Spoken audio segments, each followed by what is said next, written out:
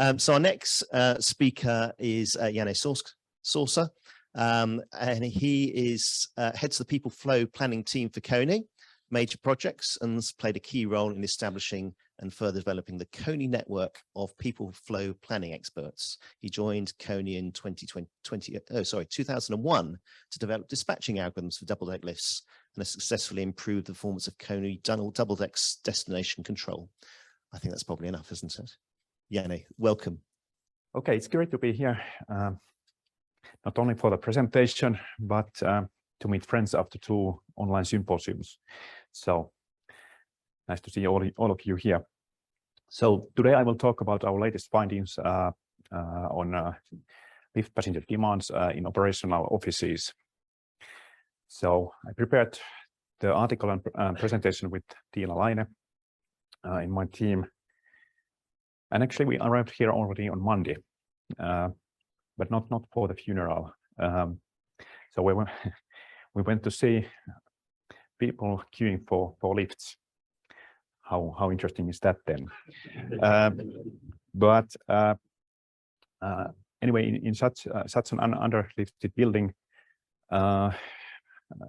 excessive weights disrupt passengers' journeys constantly.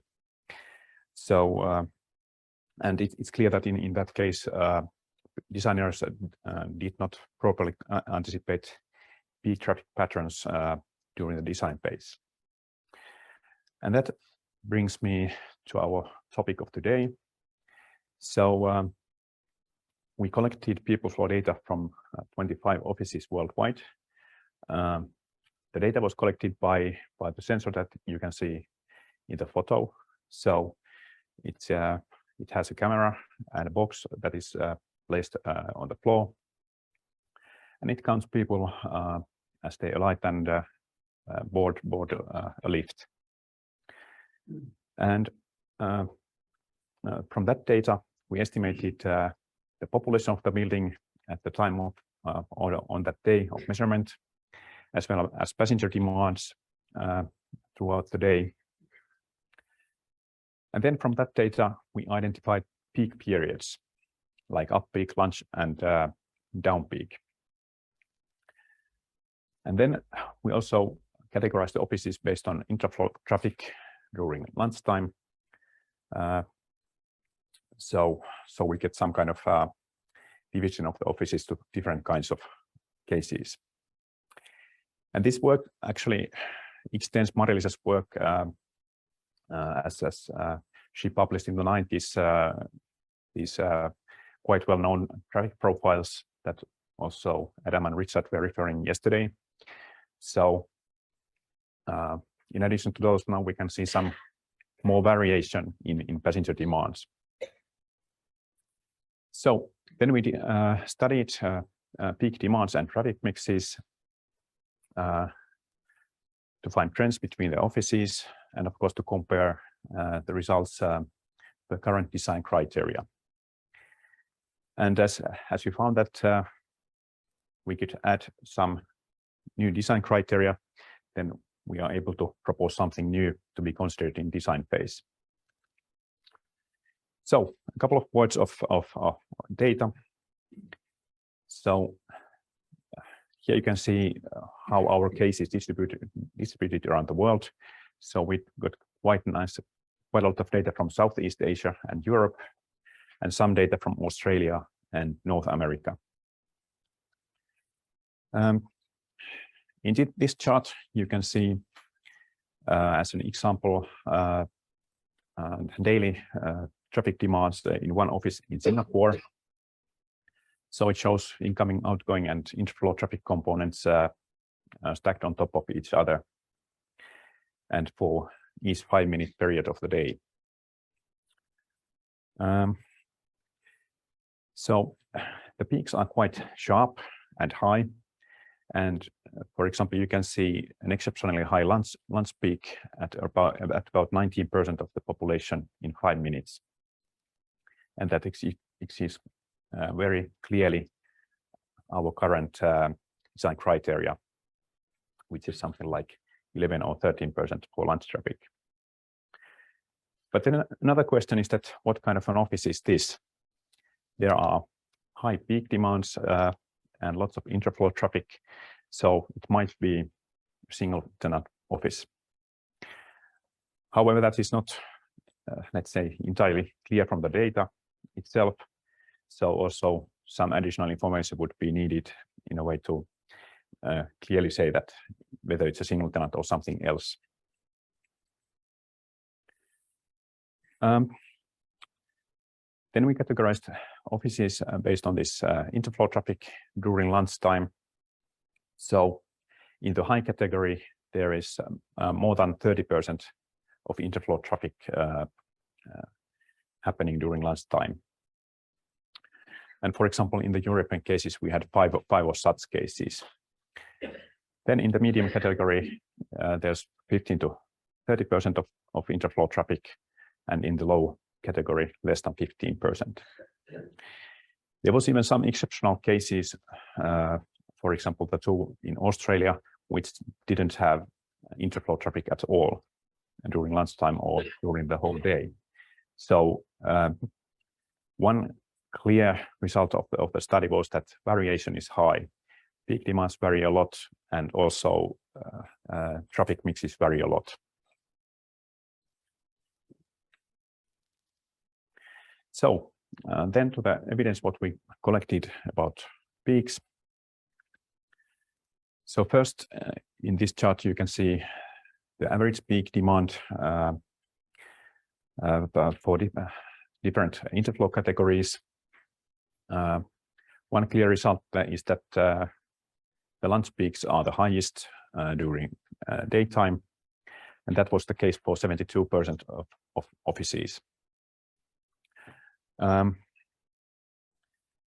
Also, up peak and down peak are there, not so high, around 10-11% both. But interestingly, down peak was the highest peak in 16% of the offices.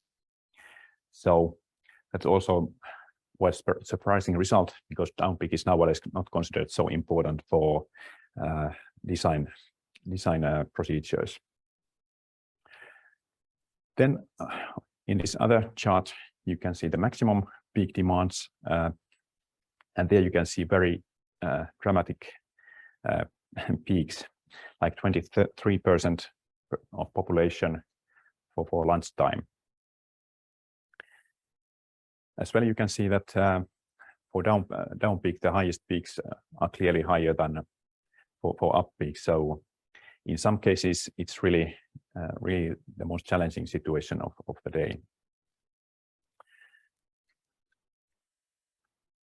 Then traffic mixes on average had quite a lot of interflow traffic, which may be a result of the sample that many of the offices were in this medium or high interflow category. But during all peaks, there was about 20% of interflow traffic. That's quite high compared to our current design criteria and understanding. And then when we look at the high category of the offices, there's as much as 40% of interflow traffic during lunchtime. So that's a very high number, and comes either from an attraction floor or from a transfer floor.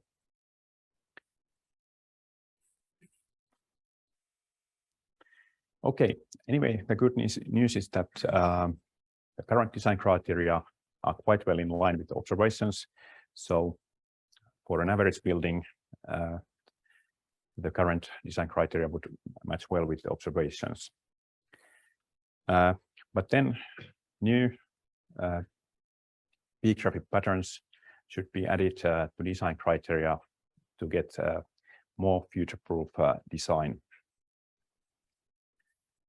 So ISO 8100-32 has 12 and 11% required handling capacity for up peak and lunch, but it would be possible to consider higher demand offices with a 14% up peak and 13% lunch peak handling capacity.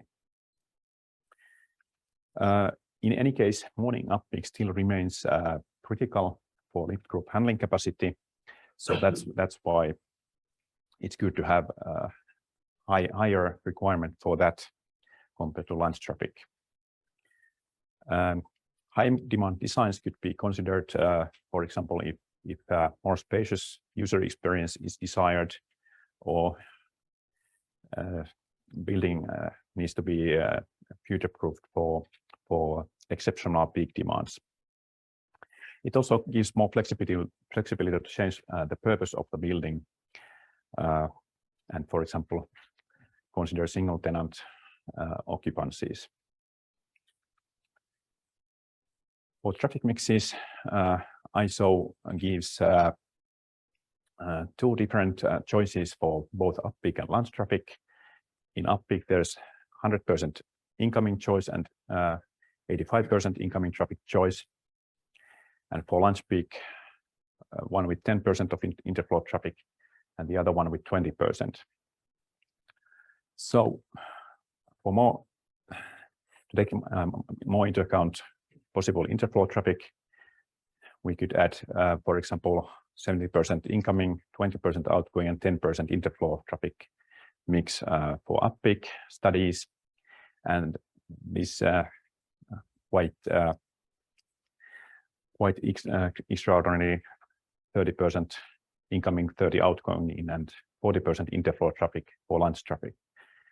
So with those, new building could be easily future-proofed against exceptional interflow traffic.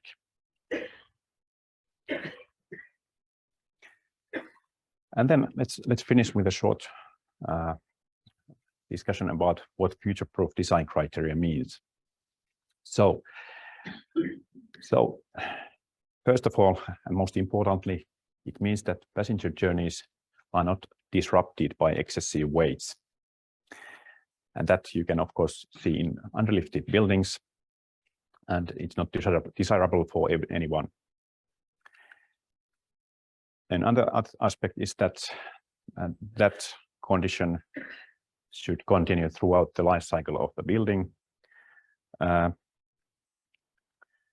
then all this with high probability. So as you saw from the results, there are exceptional cases. So against which no design criteria can protect future buildings. So that is likely to happen, but we want that there's a very low probability for such cases. So if designers anticipate peak traffic patterns properly, then passengers will not need to wait for excessive times. Okay, thank you.